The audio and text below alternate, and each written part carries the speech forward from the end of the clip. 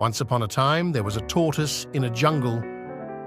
He was quiet, polite, and non-interfering. In the same town lived a hare who loved to talk about the very many awards he had won for always finishing first in a race. One day he came up to the tortoise and said, "Why don't you learn to walk? Faster? If you do, we can race someday." The tortoise only smiled at him and moved on. The hare was in a wicked mood. Every day he would approach the tortoise at the same place and pass the same comment. One fine day, when the hare challenged him again, the tortoise replied, "All right, I accept the challenge." He looked around and saw the other jungle animals clapping their hands and cheering him on the decision. A few days later, the race began. The entire jungle came to a standstill to see the result of this great challenge. When the race began, the hare overtook the tortoise within no time. His speed was remarkably high, making him cover a considerable distance on the track. When he looked back and saw how far behind he had left the tortoise, the hare decided to stop running and rest for a while.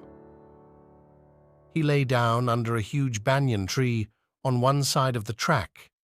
The lovely shade of the leaves sent him into a deep slumber. Meanwhile, the tortoise ran with his slow speed without giving up and stopping. As time passed, he gradually caught up with the hare, who was still sleeping. The tortoise crossed by him and continued moving towards the winning line. Slowly but surely, the tortoise reached the finish line and won the race. The entire town started clapping for the tortoise. The loud cheers woke up the hare from his deep sleep. He woke up, not realizing what had happened. He rubbed his eyes and thought to himself, "Gosh, the tortoise must be still struggling."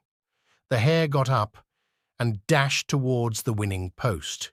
When he got there, he saw that, to his surprise, the tortoise was wearing the victory crown and all the other animals were congratulating him.